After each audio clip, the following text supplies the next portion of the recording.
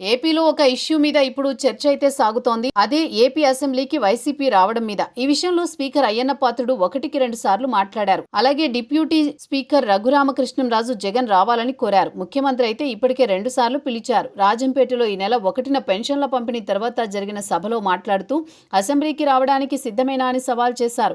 తాజాగా super 6 super hit సభలో మాట్లాడుతూ కూడా ఆయన మరోసారి అసెంబ్లీకి జగన్ రావాలని పిలుపునిచ్చారు. అయితే గత 15 నెలలుగా చూస్తే చాలా మంది జగన్ విషయంలో అసెంబ్లీకి రావాలని కోరుతున్నారు. కానీ జనసేన అధినేత ఉప ముఖ్యమంత్రి పవన్ కళ్యాణ్ మాత్రం ఆ విషయం గురించి మాట్లాడడం లేదు. ఆయన మధ్యన ఒకసారి సభలో ప్రసంగం చేస్తూ తనను అసెంబ్లీ గేటు కూడా తాకనివ్వను అని ఛాలెంజ్ చేసిన వారు ఈ రోజున సభకే రాకుండా బయటుండిపోయారని సెటైర్ లేశారు. కానీ ఫస్ట్ టైం జగన్ గురించి ఆయన స్పందించారు. వైసీపీ వారికి బహుశా వేరే రాజ్యాంగం ఉందేమో తెలియదు అని ఆయన వ్యాఖ్యానించారు. వారు అలా అనుకుంటే మాత్రం తమ ప్రభుత్వంతో కుదరదు అన్నారు. అంటే విపక్ష హోదా గురించి పవన్ ఈ విధంగా కామెంట్స్ చేసి ఉంటారని అంటున్నారు. సభకు జగన్ భారత రాజ్యాంగాన్ని గౌరవించి అసెంబ్లీకి అటెండ్ అవ్వాలని పవన్ కోరారు. అయితే ప్రతిసారి అసెంబ్లీ సమావేశాలకు ముందు కూటమి నుంచి ఈ రకమైన పిలుపులు వస్తున్నా వైసీపీ పెద్దగా పట్టించుకోలేదు.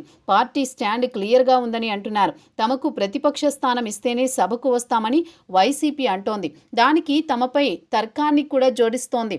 సభలో ఉన్న ఏకైక ప్రతిపక్షం వైసీపీ కాబట్టి హోదా ఇవ్వాల్సిందే అంటోంది.